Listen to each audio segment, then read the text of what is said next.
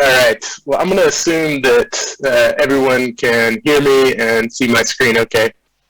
If not, just please send me a chat and I'll adjust. So my name is Adam Harrell. I'm the founder of Nebo Agency, and the title of my talk today is Facts Are Not Enough. And the goal with this talk is to do a bit of a exploration into human psychology of why it's so difficult to convince people of something that is factually true. And I'd argue this is an issue of utmost importance. We're in an age of a time in which trust in institutions is at an all-time low. Access to false narratives and conspiracy theories is greater than at any time in modern age. And if you've ever tried to convince someone that vaccines are safe or had a rational discussion around a controversial political topic, you'll understand the need for our discussion today. So my talk starts with a story about food, more specifically a story about the humble potato. So you may be thinking, what the heck? Why is this guy going to talk about potatoes? But there's a point to the story. You see, the story of the potato's introduction into Europe is really a story about the limits of facts, the stubborn persistence of incorrect beliefs once they're established, and a tale about how a humble pharmacist persuaded an entire country that a food was worth eating. And the techniques that he used hundreds of years ago today are still applicable. Let's start with a little bit of history. In 1536, the Spanish conquered Peru, and they discovered the potato and carried them to Europe. And before the end of the 16th century, families of Basque sailors began to cultivate potatoes along the Biscay coast of northern Spain. Sir Walter Raleigh introduced potatoes to Ireland in 1589, and he planted a ton of land, 40,000 acres near Cork. But they were the exception. The rest of Europe wasn't so eager. In fact, France was particularly resistant. Even though the potato is a remarkably efficient food source, you can actually eat 5 of them a day, drink a little water, and need nothing else to survive, they refused. So why did it take over 200 years for the French and Gros to eat potatoes? They're a country full of food lovers who had suffered multiple famines due to wheat and rye crop. You would think that, if your people have starved because of lack of food, you would be eager to adopt this new source of food. Yet instead, for the first 200 years, they would only feed potatoes to their pigs. And it's interesting, the first reasons when they first saw this vegetable, they thought it was strange. The leaves of the plant are actually poisonous. It's in the same family as nightshade, which is deadly. So this idea of potato equals poison wasn't hard to cement in the mind of the general public. But at its core, it was, people are often afraid of the unfamiliar. And there's actually a term for this. It's called disfluency. And the roots of disfluency aren't actually related to the thing itself, but instead due to the fact that people don't like to think hard about unfamiliar things. It's discomforting and difficult to think about.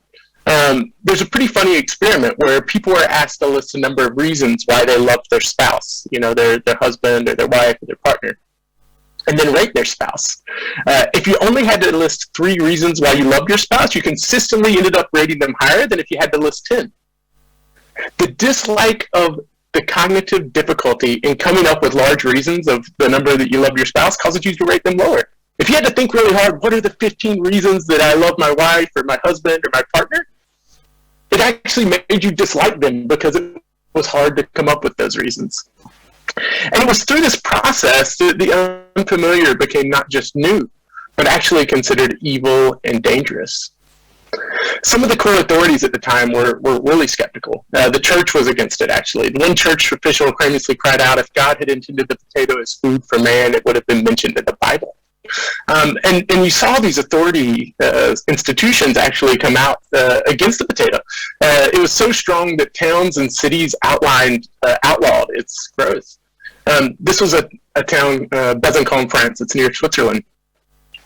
France had suffered numerous famines in the previous century, right? People had starved. And this is a vegetable that could provide subsistence for a population who was literally starving, yet growing it was illegal due to fear of the unknown. They were passing laws to say that you cannot grow potatoes. It might cause leprosy. And this isn't just an ancient phenomenon. This idea of disfluency or fear of the unknown, it's still around today.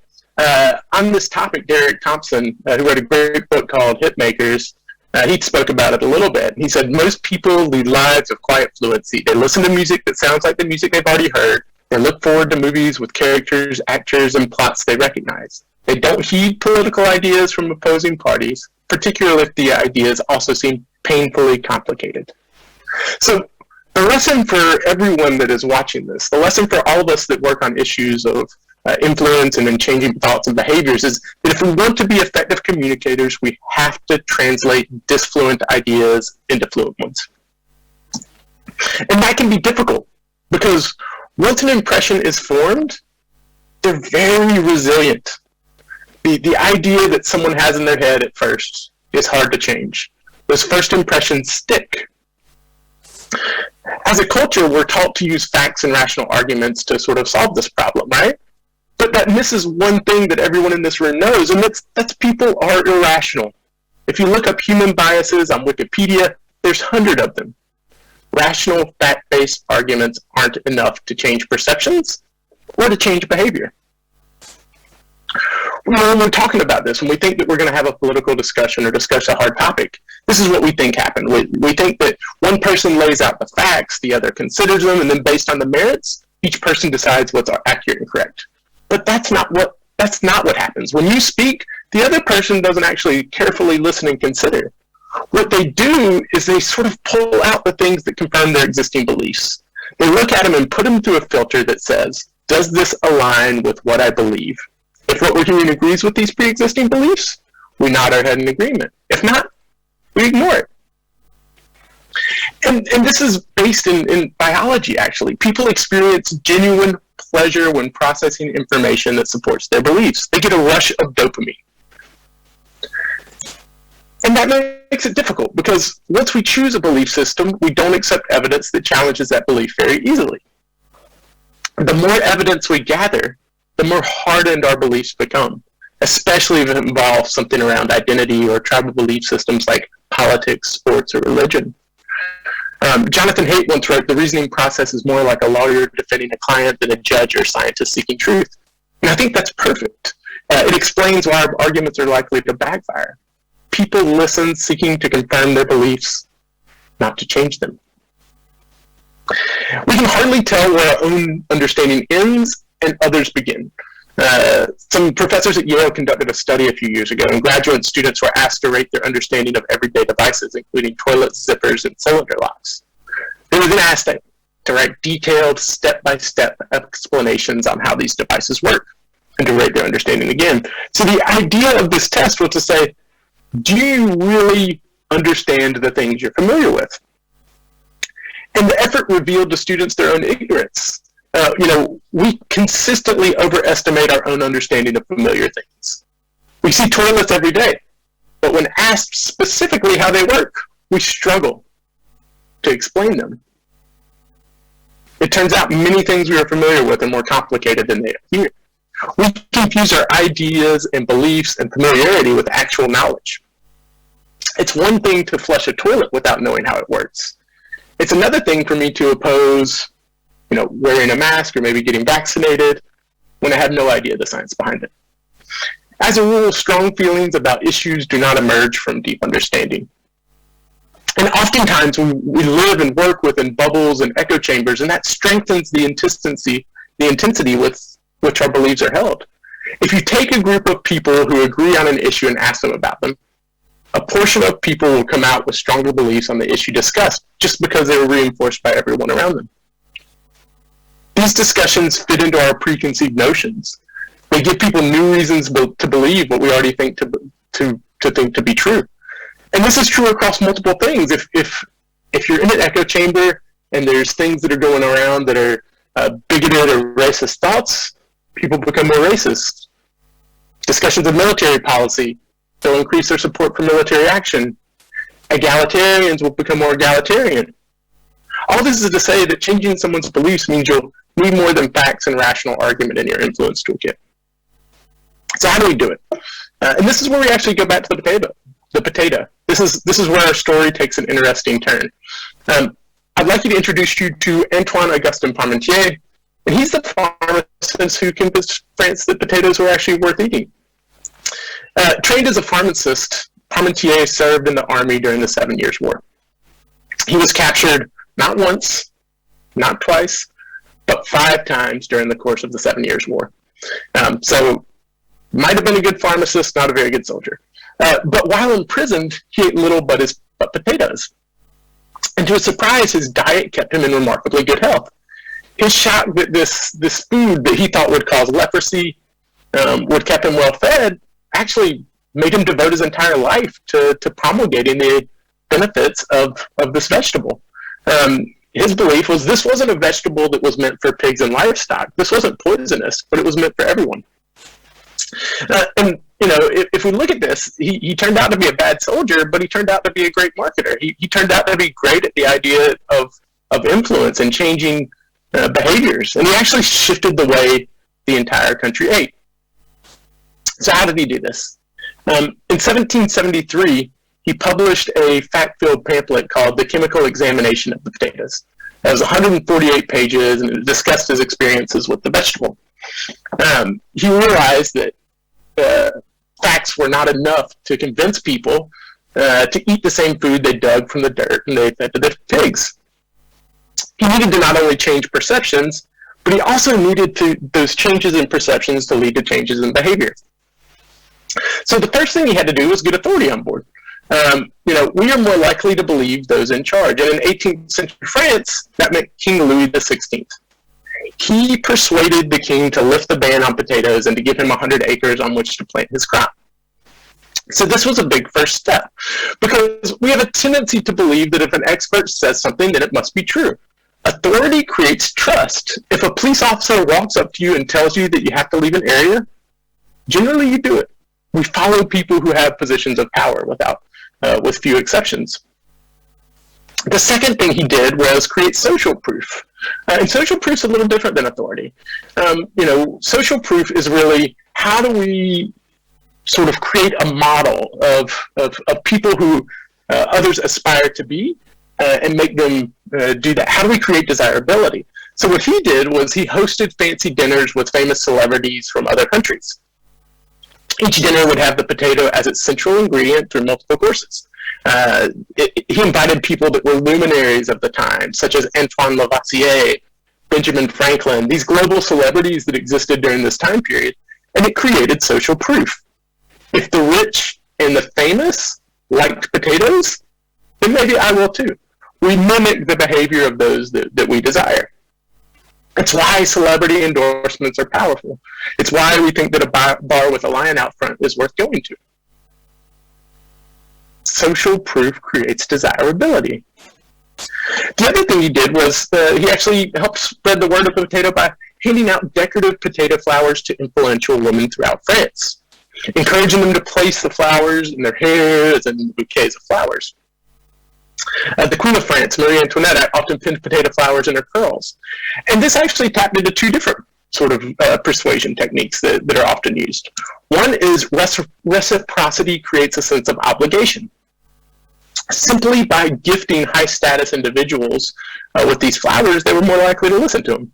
When a person provides us something, we attempt to repay him with a reciprocating belief or action. It instills a sense of obligation. You know, if someone hands you something and you accept it, you're more likely to listen. And then it also created a level of observability. Observability helps ideas spread faster.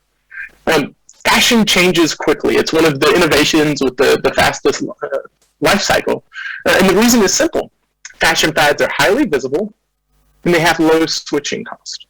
Since the observability is high, it's easy to see. It's easy to see what's in fashion. Trends change and spread quickly. And potato flowers in the hair actually accomplished a similar task.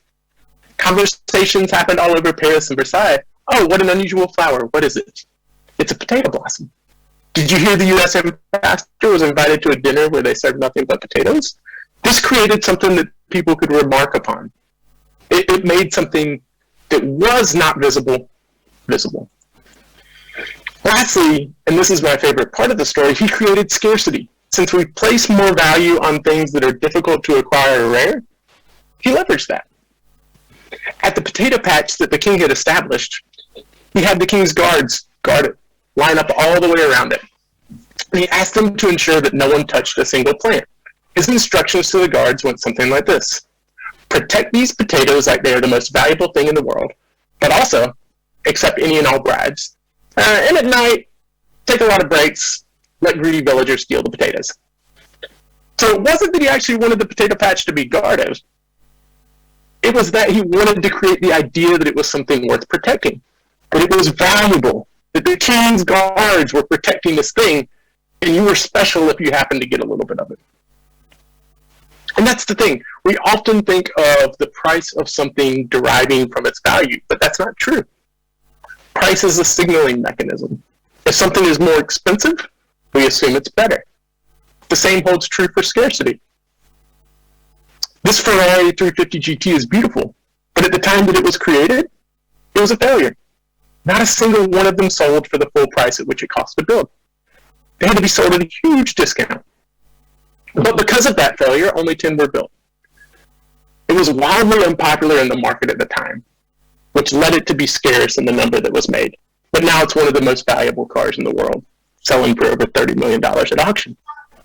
A failure at the time, few got made, highly scarce, created value. So after that book that he wrote, the chemical examination of the potato, failed, Parmentier tapped into a number of techniques that are still really powerful today. And I think that's the lesson I want everyone to take away from this. And if we look at that, the recipe is pretty straightforward. Authority, social proof, reciprocity, observability, and scarcity. We're more likely to believe those in charge. We mimic the behavior of those we admire. When we're given something, we try to repay in kind. And ideas spread faster when they're easily seen and discussed.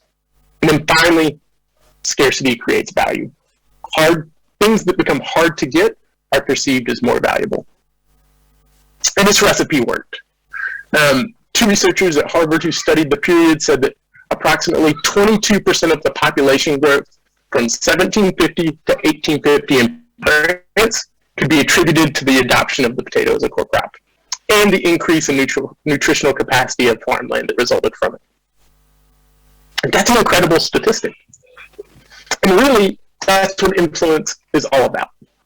If you go back to the root of the word influence, you'll see that it comes from a 14th century French word, actually. In the 14th century, influence meant an emanation from the stars affecting one's fate. So the meaning of influence back then was changing someone's fate. And I believe that's a fitting term for what Parmentier accomplished. He didn't just change eating habits. He affected the growth of France itself. He changed its fate. So thank you very much. I really appreciate the time today and hope you've had a wonderful conference. I wish I could be there in person. Look forward to meeting y'all sometime down the road.